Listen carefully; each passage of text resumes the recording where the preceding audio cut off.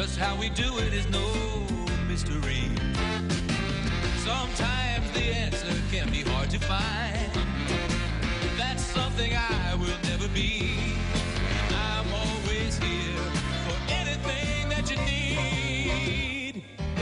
Rain or shine, I'll be the one to share it all as life goes on. We share it all as life goes on.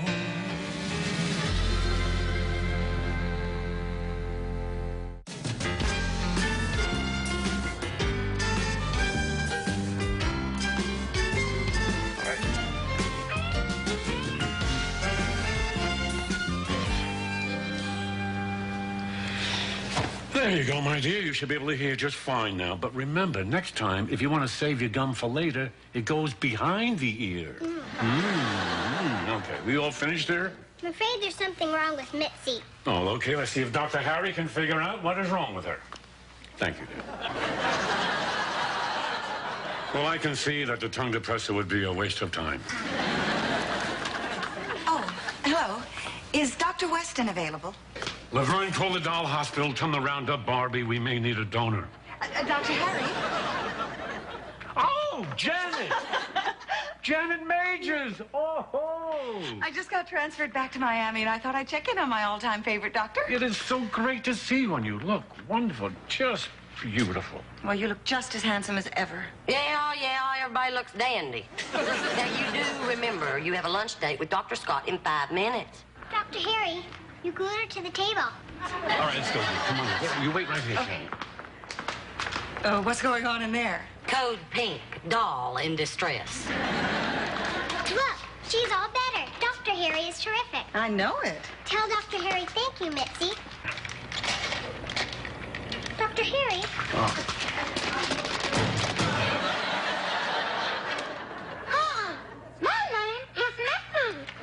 There, now, just put a little ice on her head. She'll be fine. Bye-bye now. Bye-bye. See ya. So, what are my chances of taking God's gift to dolls to lunch? None. These plans with Dr. Scott were made 2 weeks ago. Laverne, call Everett. Tell him my first and dearest tonsillectomy just showed up.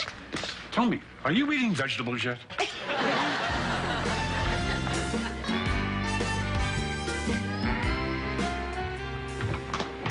My, aren't we dressed up?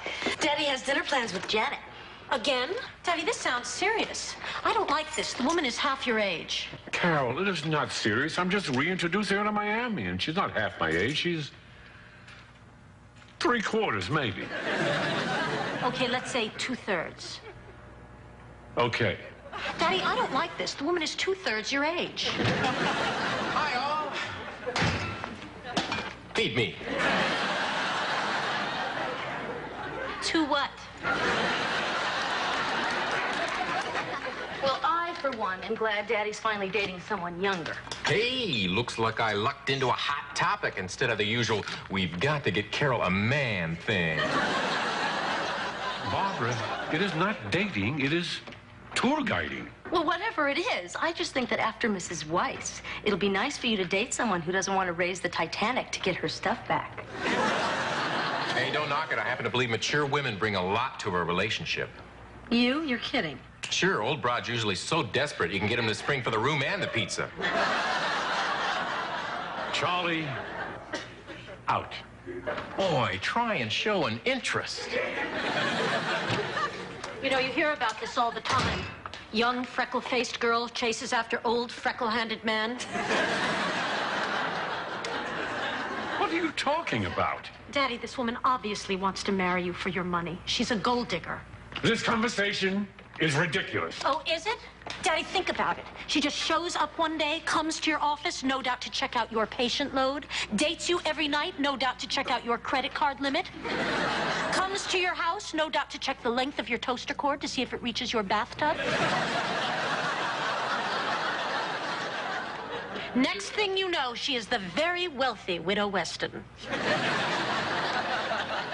Or, Carol, maybe she just likes Daddy because he's Daddy and he's sweet. My God, even Norman Rockwell would be driven to slap some sense into you people. all right. That must be Janet here to meet my lovely daughters. Hi, Janet. Oh, you look wonderful. Thank you. You too. Oh, what a lovely home. Not really. 4 small bedrooms, only 2 baths. We don't even own the mineral rights to the land. You must be Carol. Hi, I'm Barbara. Hi. After all these years, I finally get to meet Harry's daughters. I always knew he'd have beautiful children. Thank you. Well, we do have reservations for 7 o'clock. We should get going. Oh, well, I'm awfully glad I finally got to see both of you. Us too. Good night. Good night. She seems very nice. I think she wants to marry Daddy because she likes him. Nobody wants to marry anybody here, all right? All right. Except Janet.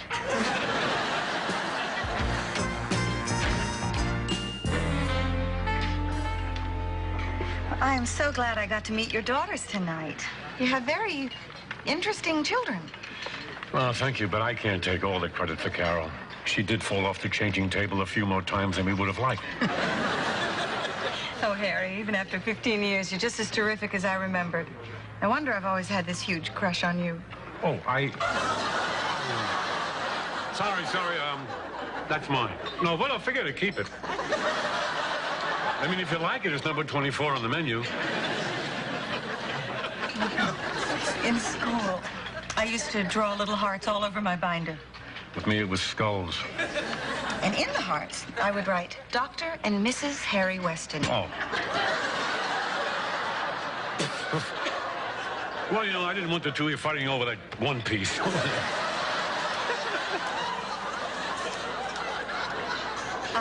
Harry, I'd like to talk to you about us. You see, I feel No, that's it. No more chopsticks for me. Am I making you nervous? Well, I don't know. It depends upon what you mean by nervous. I mean, if you're talking about the pork projectiles, that could have been nerves. But, yes, you're making me nervous. Oh, Harry, you're so cute. Well, that's the look I was going for. You know, ever since the first minute I walked into your office 25 years ago, I've had this fantasy. When I grew up, I wanted to be a successful lawyer and live in a big house and be the wife of Dr. Harry Weston. Really? I always wanted to be a fireman, you know. Lather, the dog with the spots on it. A silly choice, what with my fear of suspenders. And in the fantasy, I always pictured a little Harry Jr. crawling around. Well, I am over my fear of suspenders now. Harry, that fantasy is why I came to see you. You see, it's almost all come true. I am a successful lawyer. I do live in a big house. There's only one thing missing. Oh, I think I know where this is going, and I can't deal with this. Harry. No. You've gotten to talk. I've only gotten to babble. Now it's my turn to talk, and this is too fast. We hardly know each other, and there's this age difference, and I mean, you just don't jump into marriage. Well, Harry, stop. You're a very sweet man, and I love you, but I'm not interested in getting married. Oh, well. Look at me here. I mean, I can't get a single bite of sweet and sour in my mouth, but the foot goes right in. Harry, I want you to go to bed with me. Oh. See, that's the reason I came back to Miami. I want you to father my child.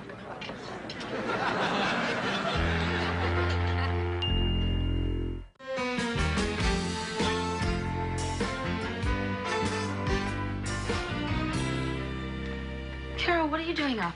It's 2 o'clock in the morning and Daddy's not home yet. I'm afraid something horrible might have happened to him. He could be out there right now calling out our names, just lying there, married. Well, if he's lying there married, I doubt he's calling out our names. Do you mind? I'm trying to get some sleep. Oh, I'm sorry. What the hell are you doing in our living room? My bed has all these lumps in it, and she refuses to go home. Good morning, everybody. Oh, Daddy, Daddy, thank God you're back. Whatever she's done to you, we can have it annulled. Carol, you couldn't have been more wrong about her. Janet has no interest in marriage or my money. She simply wants me to father her child. All right. Score 1 for Dr. Love. What did you say to her? What do you mean, what did I say to her? I said no. End of discussion. And then what happened after you said no? We both sat there and ate in silence for a very long time, and then she cleared her throat, which caught me by surprise, and I started a food fight with the people at the next table. It's a very long story. Anyway, I told Janet if she didn't mind, I would rather just walk home by myself, and 8 miles later, here I am. Poor Daddy. I mean, I still can't believe it. I mean, the woman actually expected me to give her a baby out of wedlock. Me, a man who feels naked without an undershirt. I mean, is that not the craziest thing you ever heard? Yes. No. Well, Daddy, I'm not saying you should do this. I'm just saying I think maybe I know how she feels. Oh, not that biological clock garbage. For your information, that garbage is real. Personally, I've got major baby lust. Carol.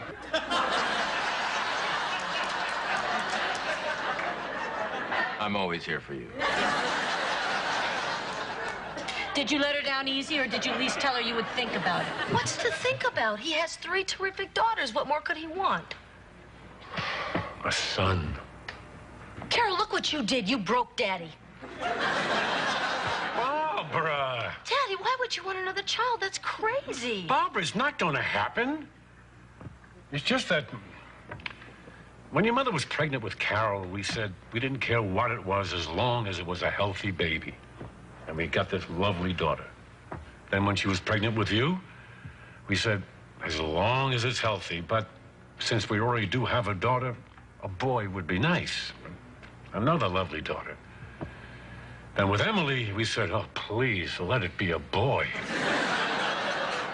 And what was it?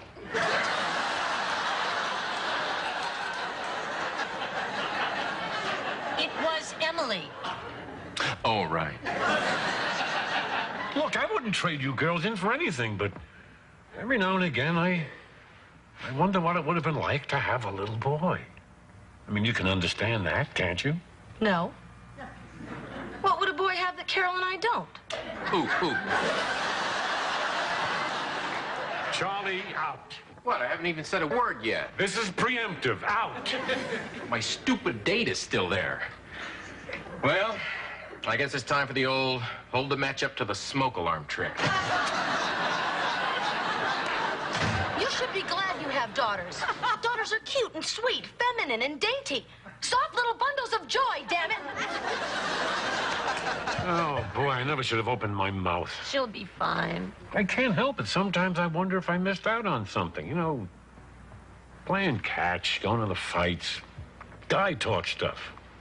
Not that you girls weren't terrific. No, I understand, Daddy. I still feel bad about the time we went fishing and I sang Born Free and dumped all the live bait overboard. So are you going to see Janet again? No. I don't think so. And she said it would be too painful. That every time she saw me, she would see this perfect father that got away. Well, I'll give her credit for this much. She knows a perfect father when she sees one. Thank you, baby. Good night, Daddy. Good night.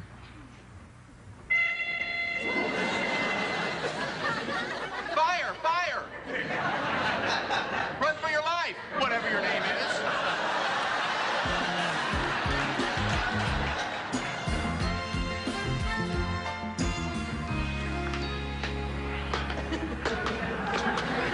Well, don't you look like something a cat batted under the icebox and just got swept out?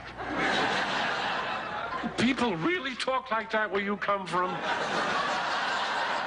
Or do you stay up nights thinking these up? Barbara called, wants to know if you'll meet her after work. Of course I will. She also told me about last night. Oh, good. I was afraid you might get left out of the loop. So let me get this straight. This woman gets it in her mind she wants a young'un, so she tracks down her old baby doctor and says she wants you two to get together to pound the Posturepedic. Laverne! Well, you should know I don't much cotton to this baby's out of wedlock stuff. Well, thank you very much, Laverne. So what'd you say? You two gonna set the quilt to quivering? No, and Laverne, would you please stop? Well, I'm being delicate. Can't you see I'm using euphemisms here? I mean, couldn't you try sleep with or go to bed with? It means the same thing. It does not. It's a big difference. It means the exact same thing. Oh, who died and made you Roger? I know who that is. There's some forms on your desk to be signed. Oh, doctor? Roger, he was the thesaurus guy.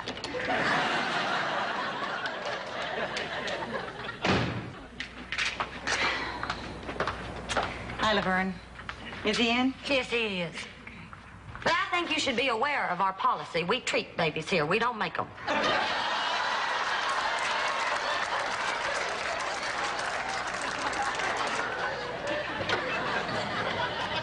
Whatever happened to that nice Nurse McConnell you used to have? Oh, Janet. Well, what brings you here? Well, I came to apologize for last night. I'm afraid I must have come across as awfully brazen and forward. I know I hit you with quite a bit you weren't expecting. No. Don't be silly. I am a man of the world, Janet.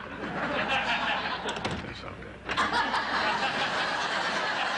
Actually, that is not true. I was pretty shocked by what you said last night. By the way, were you ever able to get that pork out of your hair? You know, I know I probably went about this all wrong. It's just that I've wanted a baby so badly. And even if it's only part-time, Harry Jr. is going to need a daddy. Someone to take the training wheels off his bike. Someone to teach him how to dribble a basketball. You know, tie a tie. All those kinds of things that fathers and sons do. Fishing. You gotta take him fishing. Harry, is there any chance you'd reconsider? You can come in, Laverne. Oh, I'm glad y'all are decent, as you don't have a porch light over the door. I didn't know what the signal might be. What is it, Laverne? Doctor, I'm afraid we have a slight emergency. Room 1, Eddie Broder playground fight. I patched him up, but he wants to see you. All right, Janet, stay. I'll be right back. Oh. Thank you, Laverne. And for your information, Missy, they caught Nurse McConnell a-dipping into the petty cash. Hi, champ. How you feeling? Beat up. Third time this month. Well, what was the fight about this time? Blanky again. This mean kid keeps picking on me. Oh. Well, this mean kid, is he a big guy? Yeah, 3'9". Ooh. I need a few pointers. Okay, well, one choice would be to stand up and fight, but that 3'9" thing's gonna be tough to overcome. What else you got? Well, you know, you always could leave Blanky back at home. I don't think I could do that. I may have to drop out of preschool. No. You'd have the same problem in kindergarten, and you don't want to miss kindergarten. Kindergarten is great. You learn to read all the exciting things that Dick and Jane do. They run, they jump, they go. Actually, I may have just spoiled it for you. So what do I do? I tell you what, when you get home, you could just snip off a little corner of Blanky, put him in your pocket, and that way Blanky's always with you, and that mean kid will never know. You think that'll work? Worked for me. How do you think I got through med school? I never would have thought of that. Thanks a lot, Dr. Harry. Oh, you're welcome. Come on. There you go. Bye-bye, son. Bye-bye. Bye. Oh, Laverne, I wish you could have been in here. Just two guys having some guy talk, just being guys together. Oh, Lord, you're considering this, aren't you?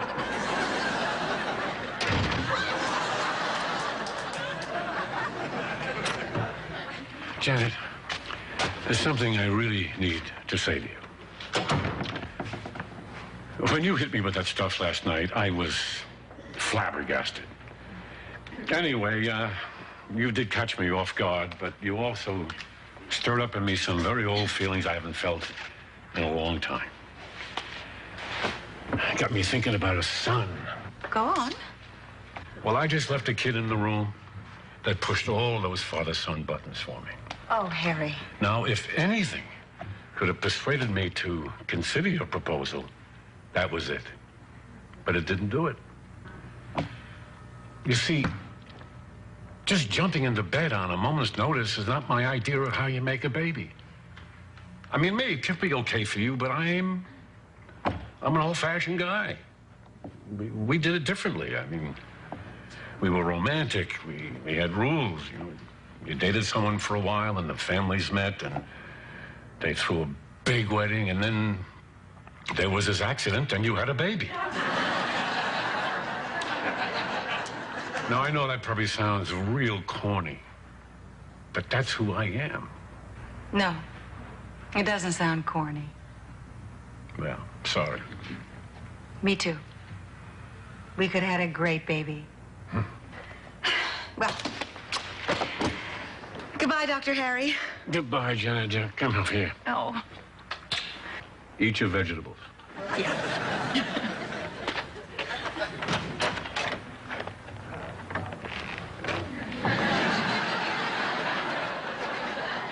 So, you two gonna buff the bed? No. Laverne, why would I even consider that? I mean, okay, I don't have a son, but I mean, there's nothing a son could give me that my girls don't already give me. Come on, girls, let's go. Up and at 'em. Daddy, it's 4:30 in the morning. Well, come on, I want to hit the lake before the sun does. But isn't it more sporting if the fish are awake? Barbara, you take the cooler. Honey, you take that. Daddy, I can't go. I have no makeup on and my hair is a mess. Nobody will notice. Come on, let's go. You're making us do this because of that sun thing, aren't you? Oh, don't be silly. Let's go, Biff. Come on, Dave.